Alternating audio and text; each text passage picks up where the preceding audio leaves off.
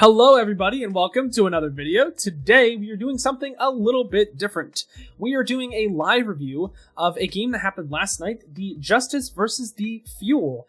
I want to do this mostly for myself, to learn a lot about what these comps do and how these players do, but not only for myself, to also help a lot of you guys too, retroactively, to maybe understand a little bit of what's going on behind the scenes better. Because when I used to watch Overwatch League as a Masters player, I had no clue what was going on, and that's even for a Masters player. So, someone just redeemed a Make Me Dab. Let's dab on them, let's get into it, and let's see what's going on here. Hopefully, we can all better understand what Fielder was doing last night to win the game against Justice. Alright, so, right off the bat, guys, let's see what he's doing. He doesn't know exactly what the enemy team is on yet. He does hear a Sombra. The problem is, the Sombra doesn't just dead give away the fact that they are on a Brawl composition. Now, I understand. Well, Paz, this guy's on Monkey. Monkey means dive. No, it does not. Monkey does not always mean dive. In this composition, what is the Monkey going to dive on? What is anyone going to dive on? I mean, they have characters that usually do pretty well into a dive, but the vertical mobility here with the Reaper isn't really that great. And you could be like, well, he has teleport. No. Just not going to work here. Especially on a map like Volskaya. The way they want to play this comp is to close the distance and brawl on the Zen. And that is what they will try to do. The Justice, that is. Fielder does not know this yet, but the immediate response that he must have if he notices that the enemy is on Brawl, on Volskaya, on first point defense that he is playing on, he needs to rotate away from that. He does not want to let them close the distance, so let's see how fast he reacts and how well the team scouts. Oh wait, we were already watching this. It took 2 seconds and he's already going to run away because Ball, aka Fearless, tells him that they are on a Brawl composition. He notices that they haven't rotated yet, but he immediately takes it upon himself to just start rotating. No damage needs to be dealt. In this part over here where the Brig is, he doesn't really need to heal anyone at all either because they don't want to take a fight yet. They want to force cooldowns out of the Justice to then take a good dive on them, then find someone out of position, yada yada yada. What's really good here that I want to note is while he is rotating, he's trying to 5-orb a common rotation area. He's pixel peeking. While this might seem very, very small, this is very, very big because the more you can get, the more damage you can do, the faster you can build trans, and then the more room that you have to use trans. It becomes more flexible the more that you have it. So right-clicking these pixel angles is actually really, really, really important that you learn. It's something that I don't do, so this is something we can learn together. Alright, let's keep going. So right here, he notices they actually haven't rotated through yet. The moment he sees them rotate through, he orbs Sparkle so that he can do something in the rotation. And here we go. We're rotating. We're rotating. We're rotating. And we are on the right side before they can even go to left. If he would have stayed, if he would have waited just a little bit, he would have been dead there. And it's important to know that. Okay, we're on loop. I've just never heard this song. It's crazy. Okay, so let's see what's going on here. He then is on top left high ground. He is safe here. He is not really that scared of what's going on yet. He can play up here, and because they are in a fight, he is going to start left clicking to do as much damage as he can. Notice that the Reaper comes off, so he's stepping back a little bit. Hambin does die, unlucky. Immediately he gets dumped on here. So, what does his immediate response have to be? Who does he have to orb here? Even if his Tracer is crit, even if Doha is about to die, the person that needs to have the orb here is Brigitte. Because Brigitte is what keeps you alive on Zen. So, he immediately discords the Winston, and then Harmony orbs. He should Harmony orb the Brigitte. He doesn't because the dive or the brawl wasn't scary enough, and he did enough damage to Winston, whereas he didn't actually have to rotate that orb. Let's say that the Winston actually does land a dive here, and it's a much harder dive. Fielder then has to orb this Brig. But here, though, he gets the dive again, and now his whole team is going to be very, very aggressive with this. So in this moment, I would be looking to orb their Brig even sooner so that she doesn't lose her armor. Because if she loses her armor, the Winston does a lot more damage. It was very late. Byfielder, he did miss a shot that would have killed the Winston, so maybe that is what he was going for.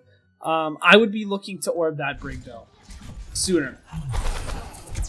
Here's the thing. We're talking about like 0.25 to 0.5 seconds. That is how much time he had to make that decision, and he didn't. But it's something that you should note. And then from here on, he has no Brig, so he just dies. GG's. While that was a mistake on his part, Hanbin dying didn't help. It didn't help that he didn't have a diva there.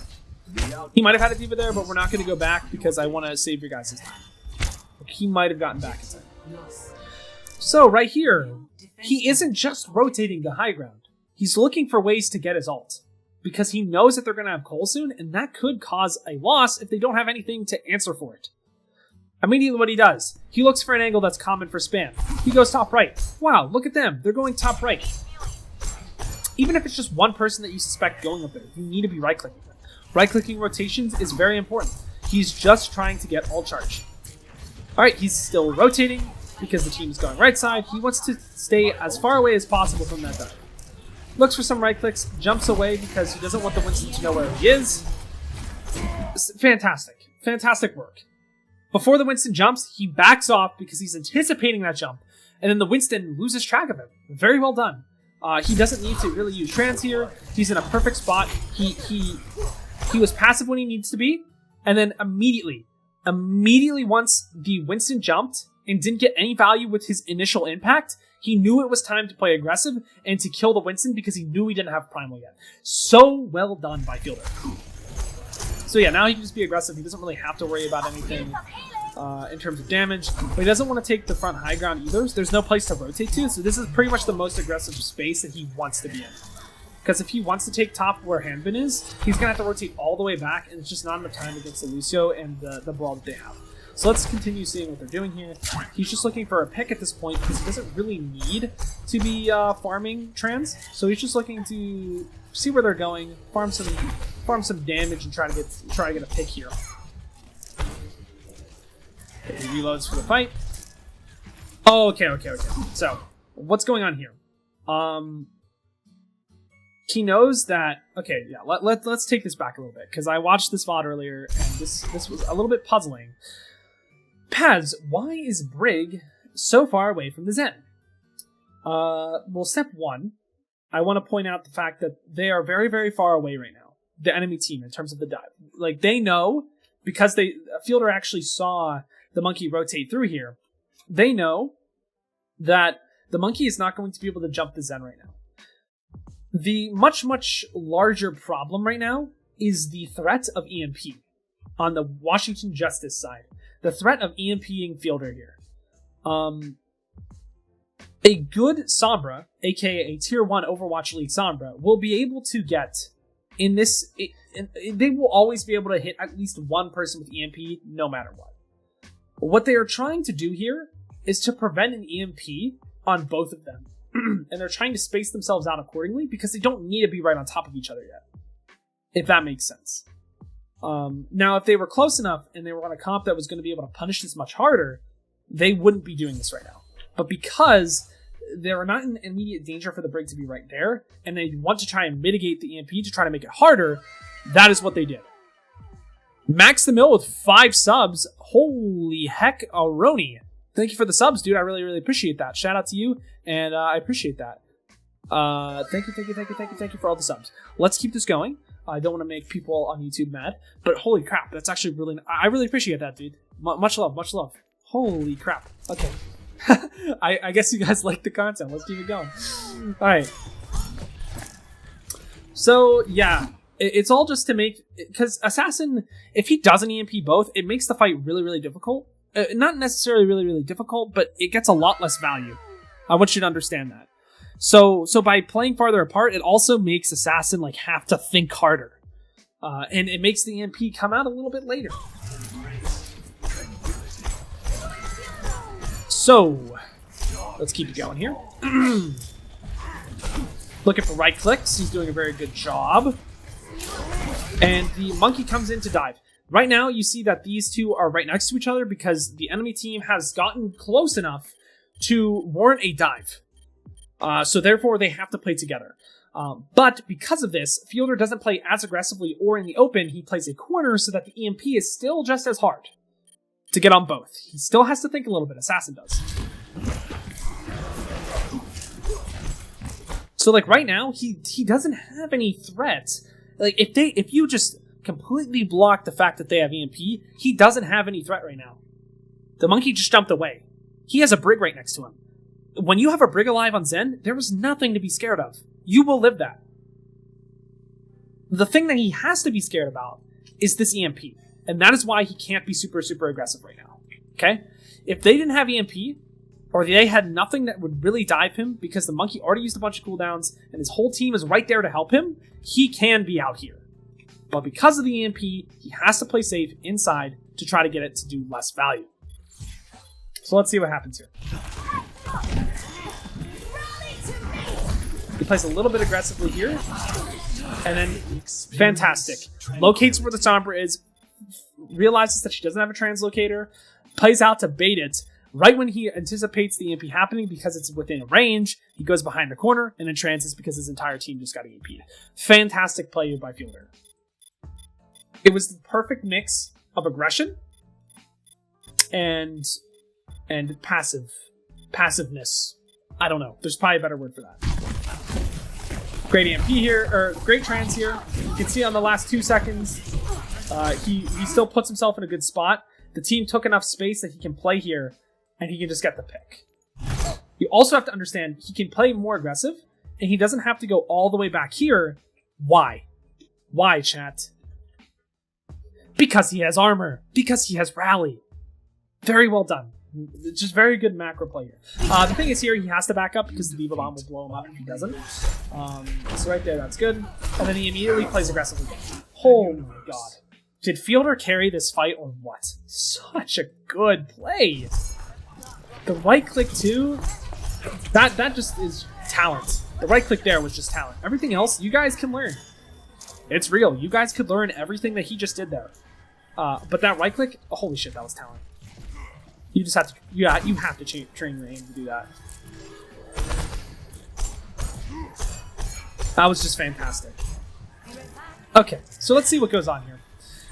So now he doesn't have really anything to be scared of. So because of this, he's going to take this top angle up here to try to get more ult charge.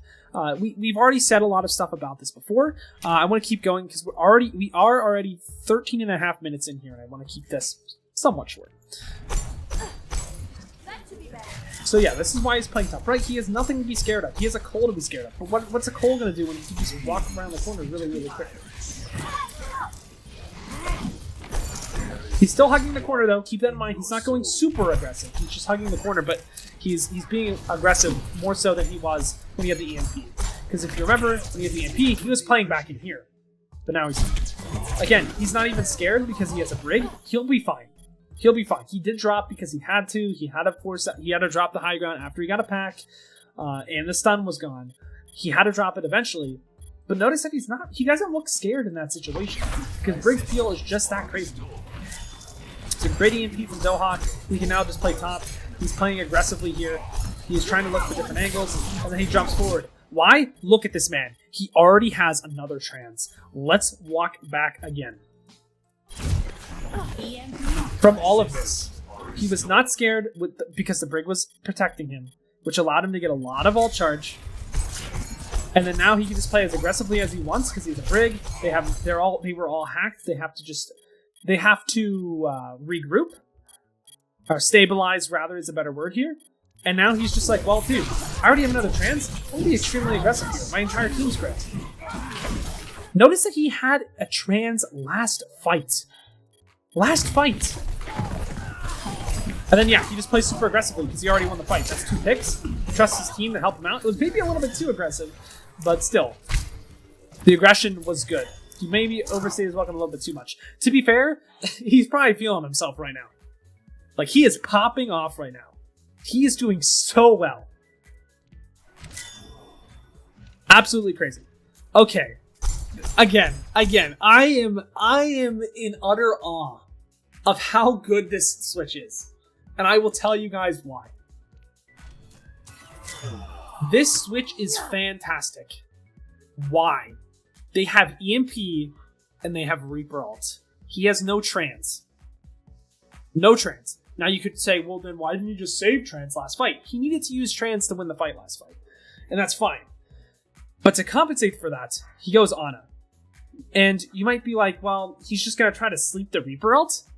No. Because the thing that makes Reaper Ult hard, and that makes Reaper Ult difficult to counter, is the fact that he can live because he can heal himself. So it's actually a little bit of both. He could sleep the EMP, he could anti the Reaper Ult. If he needs to nade himself, or he wants to nade the backline after the Moira fades, he can sleep the Reaper Ult. He can sleep the EMP. He's playing for opportunities here. He doesn't have a trans, so Zen just isn't going to do great against the two ults that they have. Immediately, just such a good switch from Fielder. Such a good switch. I understand that you wouldn't want to do this long term because they have a D.Va, Sombra, Tracer. They don't have a lot of damage, so Ana can't really do a whole lot because they're now lacking a little bit of damage. But this switch is needed to counter the plan that the Justice are playing. Right now, he's just trying to spot check for a Sombra. He's trying to just shoot some shots around at common angles. He notices that the monkey's here. They don't actually jump him. He naded air. That's really unlucky. This is actually really good, though. It was just really unlucky because Fury just had the craziest eat of his life. Like, hold up. Can we look at that eat from his POV? I want to see what Fury just did. Oh my god! Fury, you're nuts! Yo, that eat was that was literally a split-second eat. Holy shit! Did y'all just see that? Oh my god! So yeah, that was fantastic. But note the positioning from Fielder to not get EMP'd there, because he knew the Sombra's bottom right. But also note the nade there to try to force the Reaper to fade early, to then maybe get an ult out early as well. It's good stuff. Needless to say, they don't Reaper ult yet because everyone's disengaged. He now has another nade very, very soon. I don't think that sleep was great there. That sleep was wrong, because the team definitely would have been able to kill. He just wasn't hacked yet, so I don't blame Fielder for that. And that was just great. So that fight for Fielder wasn't great, but it was good enough.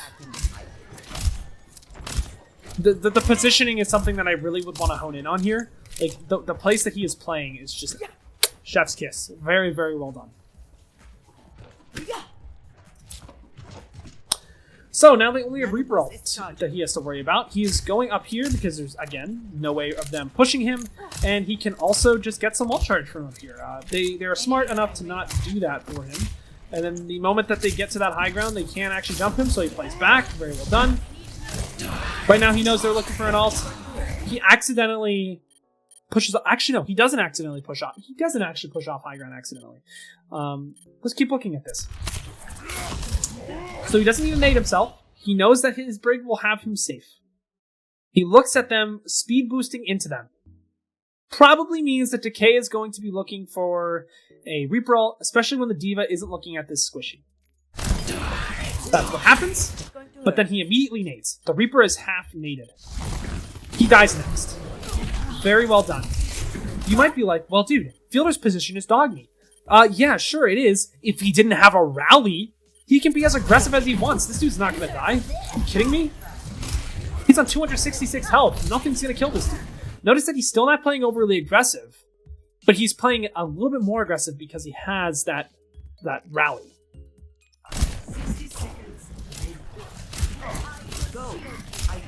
And then at this point, they won the fight. They killed the Reaper. They have no frontline damage, and they can just walk in. Again, fantastic job. Like, actually fantastic job from Fielder here. He's doing such a good job. Alright, so now he, again, is just playing really aggressively here. You might be like, well, Paz, why are you playing aggressive? The plan is to EMP them right there. They're not... anticipating it by the looks of it. The Winston just kind of looks like he just got caught off guard.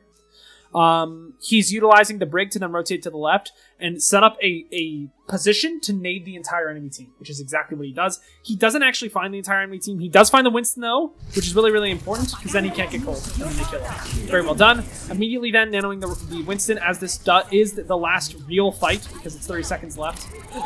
Everything else will be stalls. Fantastic. He then pushes forward with his team. He's still not compromising his position, but this is still really, really good. Immediately, right when they see the beat, everyone's like, nope, let's get out of here. This is really, really risky. But it was the right call. It's the right way to play this. And he distanced himself perfectly. And that's all I can really say about that. He distanced himself perfectly.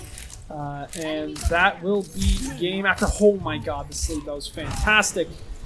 Yeah, everything else from here on was just the fact that they want to fight with 30 seconds left, push them back, and this is pretty much a stall fight. It's a very organized stall fight, but it still is a stall fight. Counting out the GM timer for the entire fight.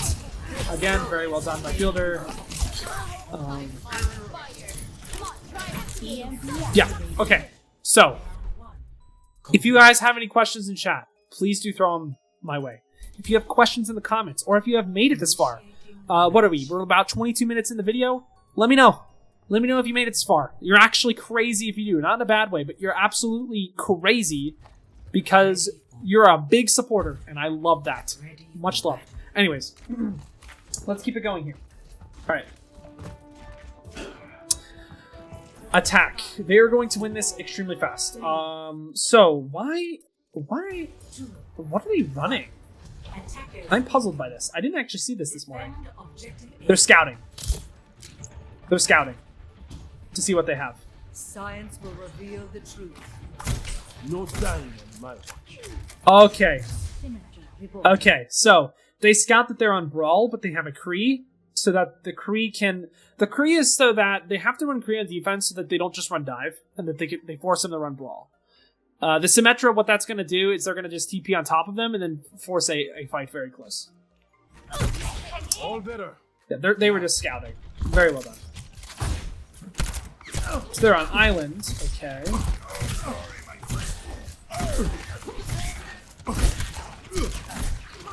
Okay, he's I'm so impressed with the fact that he hasn't out regen burst yet. He jumps over the wall. Okay, so if you were watching earlier in this stream, realize that he cannot jump. He cannot jump as much as he was on Lijiang because they have a Kree. Realize that. He immediately has to jump down. He notices he didn't adjust fast enough. He almost dies for it, but he adjusted himself midway through the mistake, and he didn't die for it, which is good. He should have. Decay just has to hit his shots.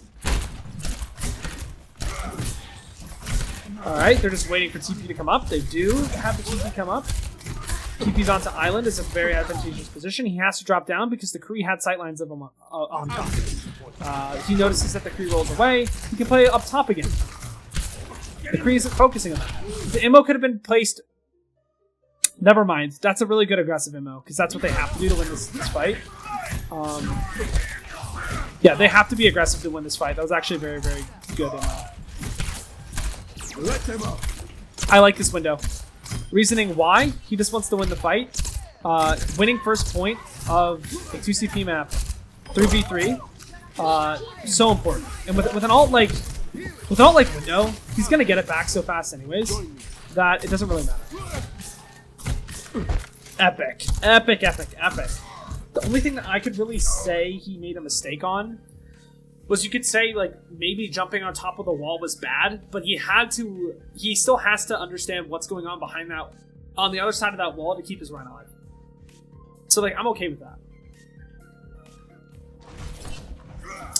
I wouldn't say it was flawless, but what I would say is that was very, very well done. They only need to get one tick on Volskaya. This is looking fantastic for the fuel. Let's see what they do with this. They almost have a mail. The enemy team does as well. Hanbin needs to be looking for the eats, but they also almost have a beat drop. Let's see what happens here. It's very, very good resource management. on the side of Fielder. A good ammo. He has to do that immediately. This is a lost fight. No ults are used. Very good job on the fuel side. Pretty much all that's going to happen here is the fuel. The fuel's just going to get enough ults to win the game, and then they're going to win. That's really how simple this is. I'm on fire. So let's keep it going. Okay. A lot of ults coming online for the fuel here. They're probably going to be looking to just mail into them as soon as possible with a beat drop on the side for when the enemy walls so that they can live. Let's see what actually happens here. Windows himself, because no one's really going to want to be getting value out of it besides him, because they're going to just want to be walking in. A great pick on Lucio for long fight. The beat is dropped. And from here on, it's looking like a one fight. They just have more ults in their favor, and it's a GG's. Super well done by the Fuel.